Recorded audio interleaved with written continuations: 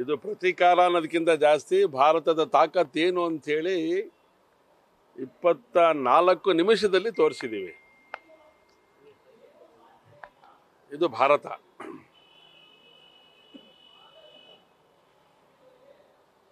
ಸೈನಿಕರು ಮಾಡಿದಂಥ ಈ ಕಾರ್ಯ ದೇಶ ಮೆಚ್ಚಿಕೊಂಡಿದೆ, ತುಂಬ ಸಂತೋಷ ತಂದಿದೆ. ಸೈನಿಕರೇ, ನೀವು ಮುಂದಕ್ಕೆ ಹೋಗಿ ನಿಮ್ಮ ಜೊತೆಗೆ ಭಾರತ ಇದೆ ಅನ್ನೋಂಥ ಒಂದು ಸಂದೇಶವನ್ನು ಇವತ್ತು ಸೈನ್ಯಕ್ಕೆ ಕೊಟ್ಟಿದೆ. ನರೇಂದ್ರ ಮೋದಿಯವರ ಸರ್ಕಾರದ ತೀರ್ಮಾನ ರಾಷ್ಟ್ರದ ರಕ್ಷಣೆಯ ಕಾರ್ಯ ನಾವು ಮಾಡೇ ತೀರ್ತೇವೆ ಅಂತ ಏನು ಹೇಳಿದ್ರು ಆ ಕಾರ್ಯವನ್ನು ಇವತ್ತು ಮಾಡಿದೆ. ಸಿಂಧೂರ ಈ ತಂಡ, ಈ ಹೆಸರಿನ ತಂಡ ಹೊಡೆದಿರೋದು.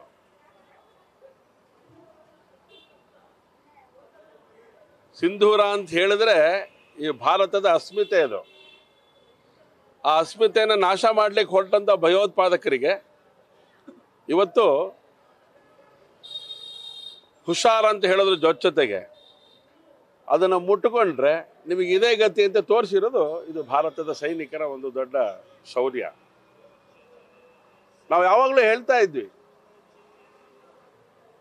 ಭಾರತ ಮಾತೆಗೆ ಹೂ ಹಾಕಿ ಪಾಕಿಸ್ತಾನಕ್ಕೆ ಬಾಂಬ್ ಹಾಕಿ ಅಂತ ಹೇಳಿ. ಭಯೋತ್ಪಾದಕರ ಮೇಲೆ ಬಾಂಬ್ ಹಾಕೋ ಒಂದು ಪ್ರಕ್ರಿಯೆಯನ್ನು ಇವತ್ತು ಪ್ರಾರಂಭ ಮಾಡಿದೆ.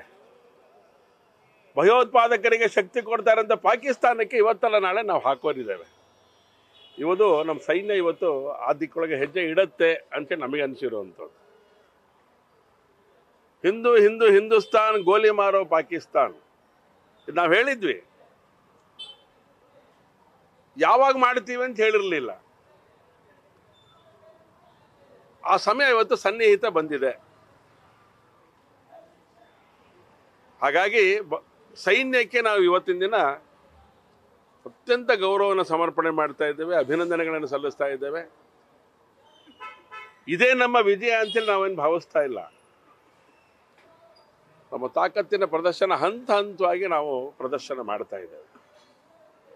ಆದರೆ 28 ಜನ ವಿಧೇಯರನ್ನಾಗಿ ಮಾಡಿದಂತಹ ಭಯೋತ್ಪಾದಕರಿಗೆ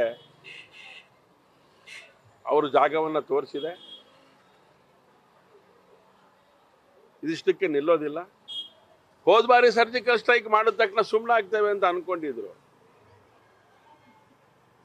ಅದಾದ್ಮೇಲೆ ಅವ್ರ ಕೃತ್ಯವನ್ನು ಶುರು ಮಾಡಿದ್ರು. ಇವತ್ತು ನಮ್ಮ ಕಾರ್ಯ ಯಾವುದೇ ಕಾರಣಕ್ಕೂ ನಿಲ್ಲೋದಿಲ್ಲ. ಭಯೋತ್ಪಾದಕತೆ ಪೂರ್ತಿ ಮಟ್ಟ ಹಾಕಿ ಆ ನಂತರ ನಮ್ಮ ವಿಜಯದ ಒಂದು ಪತಾಕೆಯನ್ನು ಹಾರಿಸ್ತೇವೆ. ಜೊತೆಗೆ ಒಂದು ಸಂಗತಿ ಅಂತ ಹೇಳಿದ್ರೆ,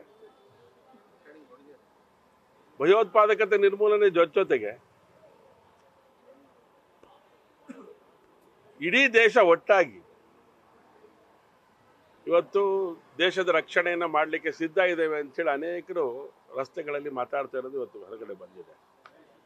2 ಹೆಣ್ಣುಮಕ್ಕಳು, ಒಟ್ಟು 3 ಜನ ಇವತ್ತು ಪತ್ರಿಕಾಗೋಷ್ಠಿ ಮಾಡಿರೋದು. ಅದರಲ್ಲಿ 2 ಹೆಣ್ಣುಮಕ್ಕಳು. ಇದು ಭಾರತದ ತಾಕತ್ತು. ನಾಗರಿಕರ ಮೇಲೆ ಮತ್ತೆ ಇವತ್ತು ದಾಳಿ ಮಾಡಿ 11 ಜನ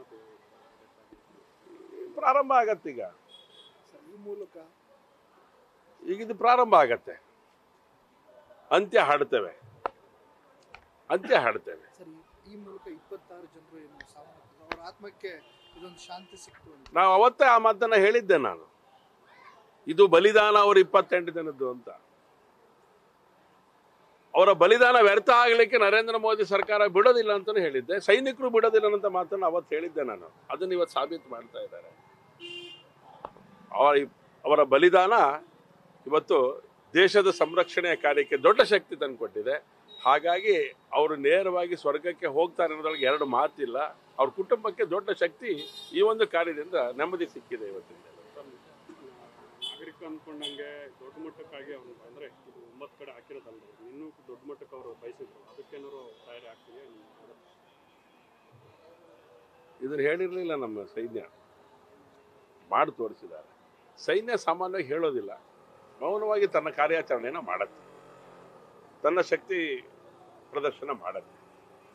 ಯಾವುದೇ ಕಾರಣಕ್ಕೂ ಈ ದೇಶದ ಸಂರಕ್ಷಣೆ ಅವ್ರ ಜವಾಬ್ದಾರಿಗೆ ಈಗ ನರೇಂದ್ರ ಮೋದಿ ಅವರು ಹೇಳಿಬಿಟ್ಟಿದ್ದಾರೆ. ಪೂರ್ತಿ ನಿಮ್ಮ ಹತ್ರನೇ ಇದೆ, ಸಮಯ ನಿಮ್ಮದೇ, ಅದಕ್ಕೆ ಬೇಕಾದಂಥ ವೆಪನ್ ನಿಮ್ಮದೇ, ನನಗೆ ಕೇಳೋ ಅವಶ್ಯಕತೆ ಇಲ್ಲ ಅಂತ ಹೇಳಿದಾರಲ್ಲ, ಅದು ಭಾರತ. ಪೂರ್ಣ ಪ್ರಮಾಣದ ಯುದ್ಧ ಬೈಕ್ ಅಂದರೆ ಅವಶ್ಯಕತೆ ಇದೆಯಾ? ಅವಶ್ಯಕತೆ ಇದೆ. ಅಖಂಡ ಭಾರತದ ಕಲ್ಪನೆ ಇಟ್ಕೊಂಡಿರೋರು ನಾವೆಲ್ಲ. ಆದರೆ ಯಾವಾಗ ಏನು ಮಾಡಬೇಕು ಅನ್ನೋ ಜ್ಞಾನನೂ ಪರಿಜ್ಞಾನನೂ ಕೂಡ ಭಾರತಕ್ಕಿದೆ. ಸರಿ, ಅದು ಮಾಡುತ್ತೆ. ಸರಿ, ಘಟನೆ ಆದ ಬೆನ್ನಲ್ಲೇ ಕಾಂಗ್ರೆಸ್ ಒಂದು ಶಾಂತಿ ಮಂತ್ರದ ಪೋಸ್ಟ್ ಅನ್ನ ಹಾಕಿ ಡಿಲೀಟ್ ಡಿಲೀಟ್ ಮಾಡಿತು. ಮಾಡ್ತು. ಅಂದರೆ ವಿರೋಧ ವಿರೋಧ ವ್ಯಕ್ತವಾದ ವ್ಯಕ್ತ ಹಿನ್ನೆಲೆ delete ಆಯ್ತು. ಕಾಂಗ್ರೆಸ್ ಈ ದೇಶದ್ದೇ ಅಲ್ಲ ರೀ. ನಾನು ಯಾವಾಗಲೂ ಹೇಳ್ತಾ ಇರ್ತೇನೆ, ಯಾಕೆ ದೇಶದ್ರೋಹಿ ಚಟುವಟಿಕೆ ಮಾಡ್ತಾರವರು, ದೇಶದ್ರೋಹಿಗಳಿಗೆ ಶಕ್ತಿ ಕೊಡ್ತಾರವರು ಅಂತ ಹೇಳಿದ್ರೆ, ಅವ್ರು ಪ್ರಾರಂಭ ಮಾಡಿದ್ದು, ಕಾಂಗ್ರೆಸ್ ಪ್ರಾರಂಭ ಮಾಡಿದ್ದೇ ಹ್ಯೂಮ್, ಅವನೇ ಬೇರೆ ದೇಶದವನು, ನಮ್ಮ ದೇಶದವನು ಅಲ್ಲೇ ಇಲ್ಲ ಅವನು. ಹಾಗಾಗಿ ಅವರಿಗೆಲ್ಲ ಉತ್ತರ ಕೊಡುವಂಥದ್ದು ಅವಶ್ಯಕತೆ ಇಲ್ಲ, ಸೈನ್ಯ ಅದನ್ನು ನೋಡುತ್ತೆ. ನ್ಯೂಸ್ ಫಸ್ಟ್ ನಿರ್ಭೀತಿಯಿಂದ ನಿಮ್ಮ ಪರವಾಗಿ.